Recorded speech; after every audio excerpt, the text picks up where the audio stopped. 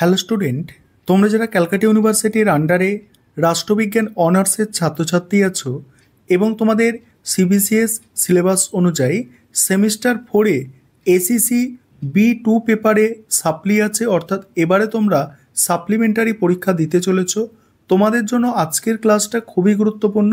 আজকের ক্লাসে তোমাদের 100% কমনযোগ্য সাজেশান নিয়ে আলোচনা করব। প্রথমে দেখো 15 নম্বরের জন্য যে প্রশ্নগুলো তৈরি করবে। দেখো মডিউল 1 থেকে প্রথমে দেখে নাও। প্রথম প্রশ্ন আছে, বিভিন্ন প্রকার প্রকল্পগুলি কি কি, প্রকল্প যাচাইকরণের বিভিন্ন পদ্ধতিগুলি নির্দেশ করো। এবার দ্বিতীয় প্রশ্ন দেখো, সামাজিক গবেষণায় পরিমাপের বিভিন্ন মানদণ্ডগুলি আলোচনা করো। নেক্সট আছে, পরিমাণগত গবেষণার প্রধান পদ্ধতিগুলি বিষয়ে একটি টিকা লেখো। তোমরা 2025-এ পরীক্ষা দিতে চলেছ, তোমাদের জন্য 2023-এর প্রশ্ন সব থেকে গুরুত্বপূর্ণ। তবে একটা বিষয় তোমরা দেখবে যে এই যে পেপারটা আছে না, এসিসি B2 পেপার, এটা কিন্তু 4th সেমিস্টারে পলিটিক্যাল সায়েন্স অনার্সের সব থেকে কঠিন পেপার। কারণ কঠিন এই কারণে যে এখানে প্রশ্ন বেশি কিন্তু রিপিট আসে না, সেই কারণে এটা কঠিন পেপার। তবে এবারে এখানে যে প্রশ্নগুলো দিয়েছি তোমরা যদি ভালো করে করো, অবশ্যই তোমাদের যাদের সাপ্লি আছে ক্লিয়ার হয়ে যাবে এবং ভালো নম্বর পেয়ে পাস করবে।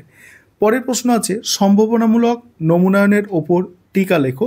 নেক্সট আছে, গবেষণা পরিকল্পনা কি, গবেষণা পরিকল্পনার প্রভাবকারী উপাদানগুলি আলোচনা করো।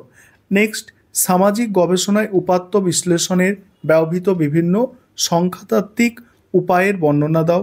নেক্সট, যে কোনো দুই প্রকার গবেষণা পরিকল্পনা আলোচনা করো। নেক্সট, সামাজিক গবেষণায় উপাত্ত সংগ্রহের বিভিন্ন উৎসগুলি আলোচনা করো। এবার মডিউল 2 দেখো।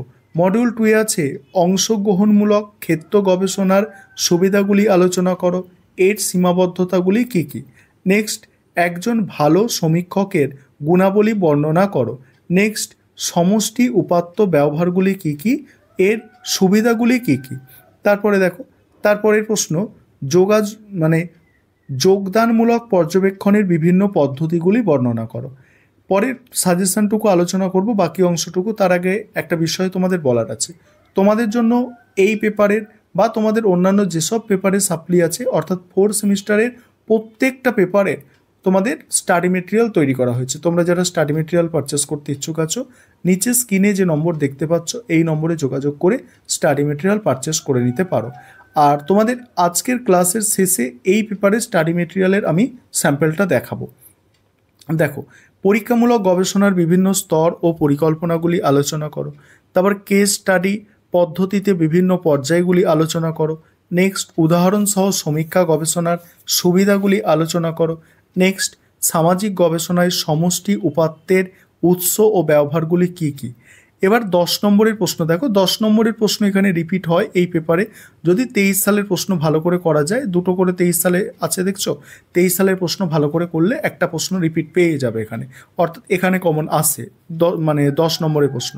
এখানে প্রথম প্রশ্ন আছে দেখো মডিউল 1 থেকে, নির্ভরশীল চল কাকে বলে উদাহরণ দাও। পরের প্রশ্ন আছে, উদাহরণসহ গুণগত উপাত্তের বিভিন্ন উৎস আলোচনা করো। নেক্সট, পরিমাপের বিভিন্ন প্রকার মানদণ্ডগুলি বর্ণনা করো। পরের প্রশ্ন আছে, একটি উদাহরণের সঙ্গে স্বতন্ত্র এবং নির্ভরশীল চল আলোচনা করো। তারপরে আছে, নমুনা সংগ্রহ করার যে কোনো 3টি পদ্ধতি আলোচনা করো। এবার দেখো মডিউল 2-এ, মডিউল 2-এ হচ্ছে কেস স্টাডির বিভিন্ন ধরন বর্ণনা করো। নেক্সট আছে, সমীক্ষা পদ্ধতির সুবিধাগুলি কী। নেক্সট, ফোকাস গ্রুপ গবেষণায় গবেষকের ভূমিকা ব্যাখ্যা করো। নেক্সট, কেস স্টাডি গবেষণার সুবিধাগুলি বর্ণনা করো। ঠিক আছে, কেস স্টাডি গবেষণার সুবিধাগুলি বর্ণনা করো। এই হচ্ছে তোমাদের সাজেশান। এবারে তোমরা স্যাম্পল স্টাডি মেটেরিয়ালটা দেখো।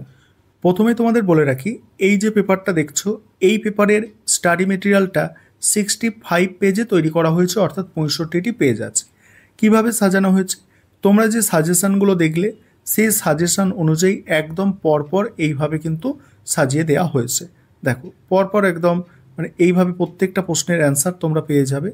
এরকমভাবে প্রত্যেকটা প্রশ্নের অ্যান্সার পাবে। দেখো এটা সেকেন্ড প্রশ্ন আছে, এবারে এটা আছে, দেখো এটা হচ্ছে থার্ড প্রশ্ন আছে। এইভাবে প্রত্যেকটা প্রশ্নের অ্যান্সার তোমরা কিন্তু পেয়ে যাবে। ঠিক আছে, প্রত্যেকটা প্রশ্নের অ্যান্সার। এবং এমনকি তোমরা এখানে তোমাদের এসএকিউ থাকে, সেই এসএকিউর প্রশ্নের অ্যান্সারও তোমরা পেয়ে যাবে। শেষের দিকে দেখো এসএকিউ আছে।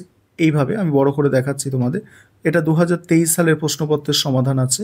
এইভাবে 2022-এর প্রশ্নপত্রের সমাধান পাবে এবং 2021-এর প্রশ্নপত্রের সমাধান পাবে।